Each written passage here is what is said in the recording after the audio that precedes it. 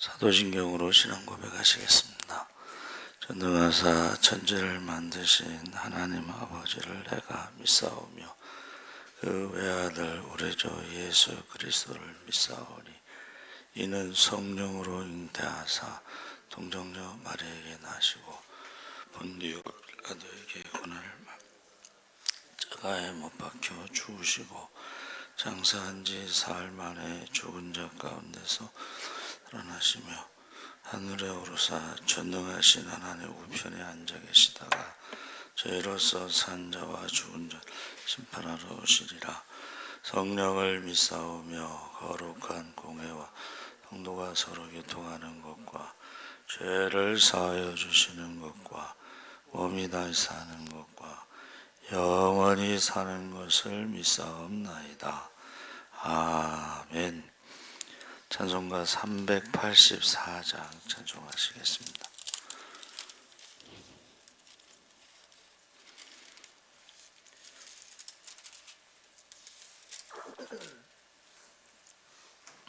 찬송가 384장 찬송하시겠습니다. 나의 갈 길 다가도록 예수 인도하시니 내 주 안에 있는 공율 어찌 의심하리요. 믿음으로 사는 자는 하늘 위로 받겠네. 무슨 일을 만나든지 만사형통하리라. 무슨 일을 만나든지 만사형통하리라. 나의 갈 길 다가도록 예수 인도하시니 어려운 일 당한 때도 족하는 해 주시네. 나는 심히 고단하고 영혼 매우 가라나 나의 앞에 반석에서 샘물 나게 하시네. 나의 앞에 반석에서 샘물 나게 하시네. 나의 갈 길 다가도록 예수 인도하시니 그의 사랑 어찌 큰지 말로 할 수 없도다. 성령 감화 받은 영혼 하늘 날아갈 때에 영영 부를 나의 찬송 예수 인도하셨네.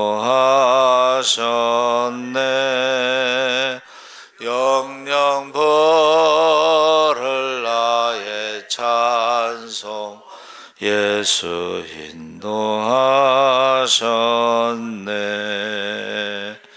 아멘. 하나님 말씀은 시편 18편 16절에서 19절까지 말씀을 보겠습니다. 구약성경 814쪽에 있습니다.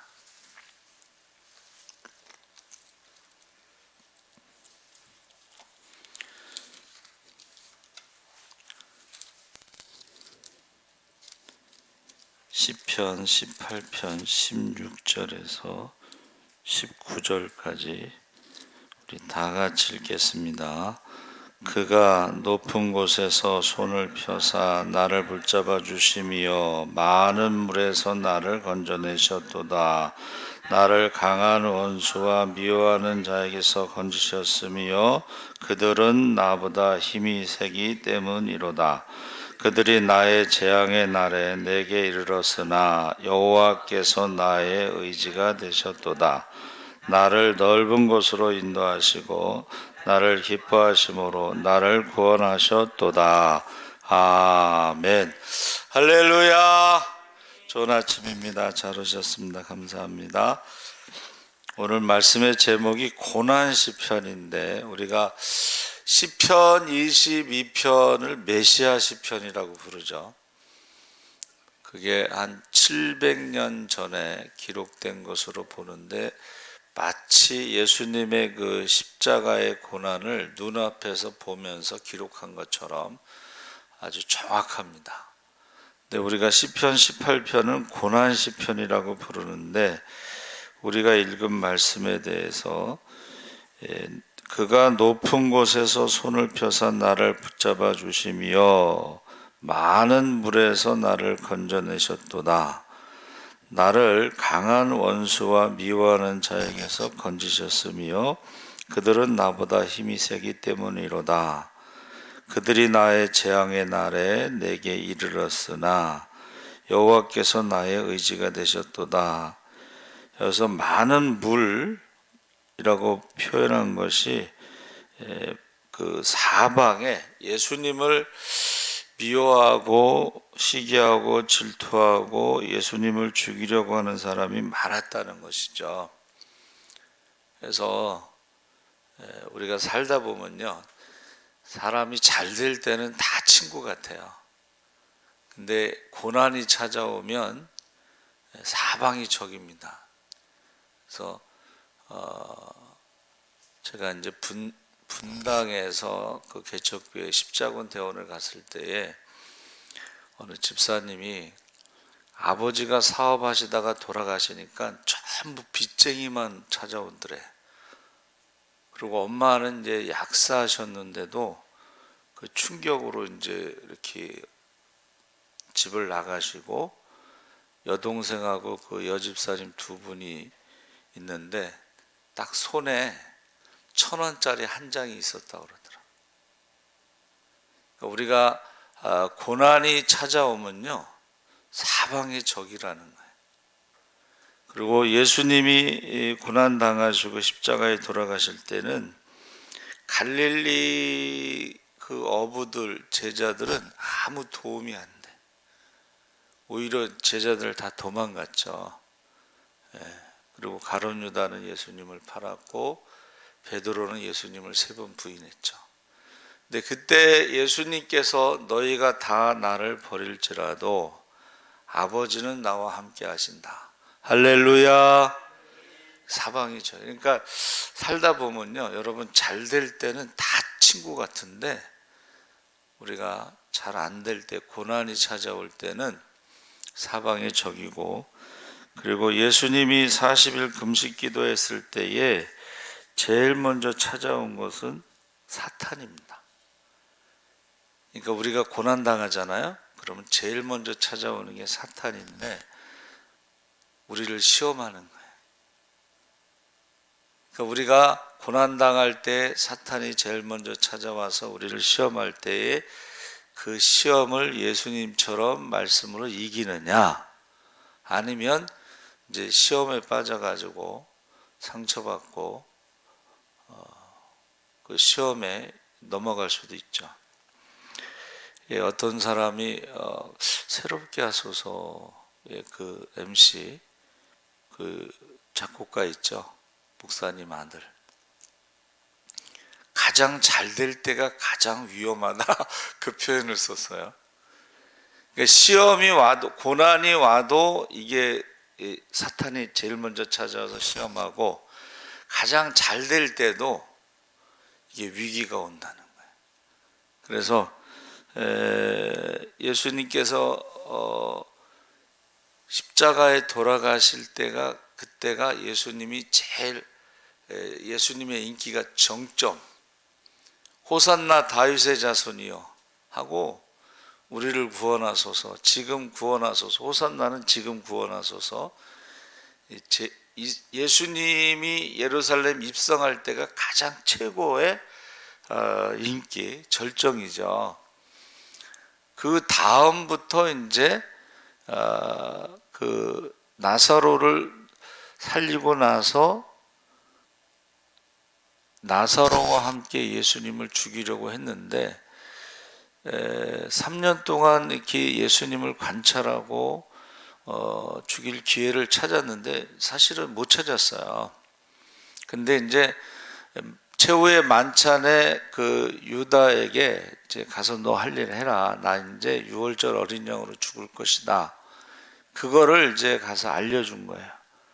예수님이 유월절 어린 양으로 죽으려고 이제 결정했다. 그래서 제사장과 군사들, 제사장의 종들과 군사들이 예수님의 기도하신 겟세마네로 온 거예요. 그러니까는 사실은 그 예수님을 죽이려고 해서 죽일 수 있는 것이 아니고 예수님은 하나님 말씀대로 유월절 어린 양으로 죽으려고 이제 결정하셨고, 그 대제사장과 사두개인들, 서기관과 바리새인, 사내들인 공회원들은 뭐라 그랬어요? 명절에는 하지 말자 그랬거든. 명절에는, 유월절에는 전 세계의 경건한 유대인들이 모이기 때문에 그때 우리가 하면은 그 사람들이 다 증인이 되잖아요. 또 예수님이 부활하셨을 때도 많은 사람들이 보게 되고, 또 유월절 지나서 이제 오순절에는 성령이 임하고, 이런 것들에 대해서 명절에는 하지 말자. 그게 이제 그 사람들의 계획이었고, 예수님은 유월절 어린 양으로 돌아가시고 하늘의 밀이 되어 땅에 떨어져 주고 오순절에 많은 열매를 맺으려고 하는 그 계획이 있으셨던 거예요. 그래서 우리가 예수님께서 사람의 몸으로 이 땅에 오신 것은 사람이 당할 수 있는 모든 고난을 경험하셨다.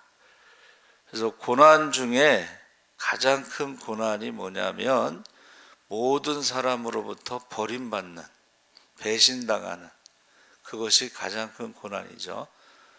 그래서 하버드대가 대단해요. 제가 이렇게 보니까 80년 동안 하버드대 졸업생들에 대해서 추적을 해서 연구를 했는데, 행복은 어떻게 해야지 행복한가를 80년 동안 추적해서 연구를 했어요. 하버드대 출신들이 다 공부 잘하고 능력이 있으니까 행복이 돈이냐, 뭐 건강이냐, 명예냐, 성공이냐, 뭐 여러 가지 있는데, 그것 때문에 행복한 게 아니고 행복의 그 조건은 80년 동안 연구한 결과가 인간관계라는 거예요. 가장 가까운 사람들, 가족과의 관계, 친구와의 관계, 이웃과의 관계에서 좋은 사람들이 행복한 사람으로 연구 결과가 나왔어요. 그런데 가장 가까운 사람으로부터 버림받고 배신당하고, 이것이 가장 큰 고난이라는 거야. 너희가 다 나를 버릴지라도. 그래서 예수님께서 그 많은 사방의 적으로 이제 고난을 당할 때에, 그때에 이제 빌라도가 뭐라 그랬어요? 요한복음 19장 10절에 빌라도가 가로되 내게 말하지 아니하느냐, 내가 너를 놓을 권세도 있고 십자가에 못 박을 권세도 있는 줄 알지 못하느냐. 예수께서 대답하시되 위에서 주지 아니하셨다면 나를 해할 권세가 없었으리니 그러므로 나를 내게 넘겨준 자의 죄는 더 크니라 하시니. 그래서 우리가 예수님을, 자기의 힘으로 예수님을 잡아서 예수님을 죽였다고 생각하지만 그렇지 않다는 거예요. 그렇죠. 참새 한 마리도 하나님이 허락하시지 않으면 떨어지지 않는데 하나님의 아들 메시아를 하나님이 그 계획 속에 허락하시지 않으면 예수님을 잡을 수도 없고 죽일 수도 없어요. 예수님을 몇 번 죽이려고 한 그런 장면이 나오잖아요. 근데 백성들을 두려워하여 이렇게 되어 있습니다, 성경에.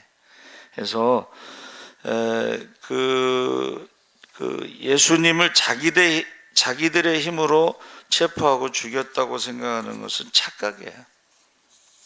그래서 하나님이 계획 속에 있는 것이고, 근데 이제 예수님이 육신으로 오셨을 때에 사람들이 예수님보다는 힘이, 예루살렘에 있는 사람들이 힘이 더 좋았죠. 강했죠. 그래서 그 말이 있잖아요. 예수님을 왕으로 삼고자 했을 때에 그 대제사장이 뭐라고 연설을 했어요? 한 사람이 죽으면 이 민족이 살고 한 사람이 죽지 않으면 이 민족이 죽을 수도 있다. 그러니까 예수님을 왕으로 막 삼으려고 하면 로마가 예수님이 왕이라고, 유대인의 왕은 반역이에요, 반역. 그러니까는 이 민족이 로마 군대에 의해서 죽을 것이다. 그러니까 차라리 예수님을 희생시키는 것이 이 민족이 사는 것이다. 그 연설에 많은 사람들이요, 예수님을 호산나 다윗의 자손이 하고 그 영접했던 사람들이 그 말에 의해서 십자가에 못 박으라고 사람들이 변해요. 사람들이 달라지는 거예요. 그래, 예수님이 왕이 되면 로마에 의해서 이 민족이 망할 것이다. 그 재판 가운데 이제 빌라도가요, 참 정치인이죠. 예수님이 죄가 없다는 것을 알고 타협을 하죠. 명절에 죄수 한 명을 놓아주는데 유명한 죄수 한 명과 예수님과 선택해라. 그러면 예수님을 선택할 줄 알았는데 예수님을 버리는 거예요. 그러니까는 그 부인이요, 유대인이에요. 총독, 빌라도 총독 유대인인데 꿈을 꾸는데 밤새도록 예수님 때문에 힘들었다는 거예요. 그래서 그 사람의 죽음에 대해서 관여하지 마라 하고 쪽지를 하나 건네주니까 빌라도가 자기가 생각해도 이 사람은 죄가 없는데 왜 자꾸 그러냐 하면서 손을 씻으면서 이 사람의 죽음에 대해서 나는 상관이 없다. 그때 유대인들이 그 핏값을 우리와 우리 자손에게 돌리소서. 그래서 성경을 보면 여러분, 무고한 자의 핏값을 하나님께서 심판하시는데 예수님께서 뭐라고 말씀하셨냐면 아벨의 피와 사가랴의 피까지, 세례 요한과 예수님의 피까지 이 세대가 담당하리라 했을 때에 그 로마 그 군대가 이제 철저하게 심판하는데, 죽이는데 원래 이제 그 왕들을 세워요. 그런데 유대인들은 너무 반란을 자주 일으키니까는 총독이 직접 온 거예요. 그리고 분봉왕이라고 그래서 여러 개로 나눠서 왕을 많이 세운 거예요. 근데 재판에서 사람을 죽일 수 있는 권한은 총독에게 있는 거예요. 그래서 자기네들 힘으로는 사실은 예수님을 죽일 권한이 없으니까는 이제 총독의 힘을 빌어서 예수님을 십자가에 못 박은 거죠. 그래서 오늘날 우리 교회는 어떤가? 한 사람이 죽고 우리가 살기 위해서 이 사회는요, 이 구조가 희생양을 찾는 거예요. 사건이 딱 터지면 누구 책임이냐? 희생양. 사실은 누구 책임도 아니더라도 희생양을 찾는 거예요. 예수님을 죽인 것처럼. 그 재앙의 날에 그들이 나의 고통의 날에 나를 대적하기 위하여 내 앞에 왔다. 이 왔다라는 말이 굉장히 중요한 히브리어인데 이게 카다라고 그랬어요. 평소에는 서로 원수지간인데 예수님을 죽이려고 할 때는 친구가 되는 거예요. 그래서 이제 어느 우리 저기 서지방에 어느 목사님이 은퇴하시는데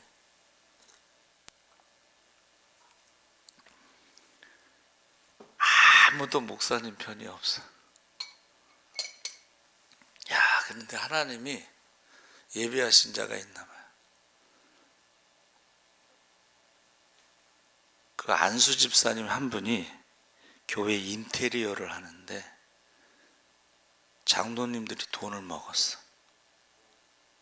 그 안수 집사님 한 명이 목사님 편이 돼서 만약에 목사님이 은퇴하는데 이렇게 시비를 걸면 장로님들이 교회 인테리어 할 때 돈을 먹은 것을 내가 교인들에게 문자를 보내겠다. 그래가지고 그게 이제 잘 마무리가 됐어요. 사방이 적이라는 거는 어디에나 있습니다. 그때 하나님께서 그 돕는 자를 보내신 거예요.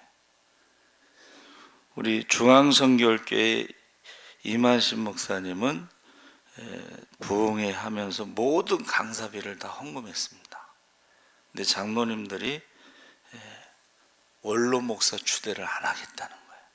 왜 그런 거냐면 그동안 눌려 있어가지고 목사님한테 눌려 있어가지고 원로 목사 추대를. 근데 이만신 목사님이 원로 목사 추대가 안 되면 한국 교회에 영향을 줍니다. 그때 이제 우리가 칠이 목사라고 그래서 그것을 이제 이렇게 하는 목사님이 파송되는데, 야, 그 칠이 목사님이 해병대 출신이야. 그런데 그 장로님들이 해병대 후배예요. 그래가지고 그게 잘 마무리됐어요. 그러니까 지금 예수님이 사방의 적으로 십자가에 죽으실 때에 하나님이 함께 하시면서 어떻게 해요? 그를 구원하셨도다. 그게 이제 오늘 읽은 우리 시편의 본문 내용이에요. 사방의 적이라 할지라도 하나님이 함께 하심으로 이제 부활을 통해서 역전이 일어난 거예요. 그러니까 저와 여러분도 고난이 찾아오면 제일 먼저 사탄이 찾아온다. 그래서 시험한다 하는 것을 기억하시고, 또 너무 잘 될 때도 이게 위험하다 이런 걸 아시면서 하나님이 분명하게 성경에 말씀하신 게 뭐냐면 무고한 자의 핏값을 반드시 찾으신다는 거예요. 그래서 계시록에 보면 하나님이 심판하실 때 성도들의 기도가 향이 돼가지고 받아놓으신다. 그 성도들의 기도가 대표적으로 순교자들의 기도, 신원, 억울함과 원수를 갚아달라는 기도를 받아놨다가 그것을 쏟으면서 심판이 일어나죠. 그러니까 저와 여러분은 고난이 찾아올 때에 예수님처럼 말씀으로 이기든가, 그렇죠? 말씀으로 이기든가, 아니면 고난이 찾아왔을 때 하나님 앞에 기도를 해서 하나님께서 원수를 갚아주시는 고엘이 되신다는 거예요. 고엘. 그래서 저도 목회하면서 이제 몇 번 경험했는데, 고난이 찾아오면요 돕는 자가 없어. 사방의 적이야. 그때의 기도가 하나님께서 나의 억울함을 풀어주소서. 할렐루야. 고난이 찾아오면요 사람들이 별소리를 다 해. 어떤 분은 뭐 얼마나 죄가 많으면 저렇게 병에 걸려서 고생하냐, 그런 말. 저는 뭐 끔찍한 말을 들었어요. 어느 사모님이 그 목사님이 부흥사, 대단한 부흥사예요. 근데 이제 병에 걸려서 이제 돌아가시는데 그 며느리가 참 대단해. 그 아들도 이제 신학교 때 한 명이 죽고 개척교회에다가 또 한 명이 죽고 두 명이 죽고, 이제 아들, 셋째 아들은 목사고 넷째 아들은 교회를 안 다녀요. 하나님이 계시면 아버지가 그렇게 돌아가시냐, 형들이 그렇게 죽냐 시험 들은 거예요. 근데 그 며느리가 말을 그렇게 남편과 자식을 잡아먹었다고 며느리가 그렇게 말을 해요. 그러니까 우리가 고난 당하잖아요. 별소리를 다 해. 아무도 안 도와줘. 그때에 우리가 사탄이 제일 먼저 찾아왔을 때는 말씀으로 이겨야 되고, 두 번째는 기도로 하나님 앞에 이 억울함을 풀어주소서. 그것이 신원이에요. 억울함. 그리고 원수를 갚아달라. 그때 기도가요, 진짜 기도가 나오는 거예요. 아무도 도와주지 않아요. 여러분 고난이 찾아오면 아까 말씀드린 것처럼 빚쟁이들만 찾아오지 아무도 도와주지 않아요. 그래서 저와 여러분 이 고난 시편을 통해서 고난이 찾아오면 사방이 적이구나. 그때 우리가 기도를 해야 되는구나. 그래서 이 고난이라고 하는 한문이요, 제사장이 관을 쓰고 새를 제물로 바치는 재앙이 고난인데, 이 재앙은 사람의 힘으로 해결할 수 없는 것을 말하기 때문에 하나님 앞에 제사장이 관을 쓰고 새를 제물로 바친다는 뜻이에요. 그래서 여러분 살다 보면 잘 될 때는 사방이 친구입니다. 그러나 안 될 때는 사방이 적이야. 그때는 우리가 하나님 앞에 기도하시기 바랍니다. 하나님 응답하셔요. 할렐루야. 하나님은 살아계시기 때문에 응답하시는. 살아계신 하나님 아버지 감사합니다. 주님의 고난에 사방이 적이었지만, 그러나 주님은 너희가 나를 다 버릴지라도 하나님 아버지는 나와 함께 하시느니라. 이제 우리가 주님이 40일 동안 금식하셨을 때 제일 먼저 찾아온 것이 사탄이고, 사탄이 시험할 때 우리 주님께서 말씀으로 이기신 것처럼 우리가 시험이 올 때 말씀으로 이기게 하여 주시옵소서. 우리가 고난이 찾아올 때 아무도 도와주지 않지만 그때에 우리가 하나님 앞에 기도하게 하여 주시옵소서. 우리의 억울함과 우리의 원수를 갚아 주시옵소서.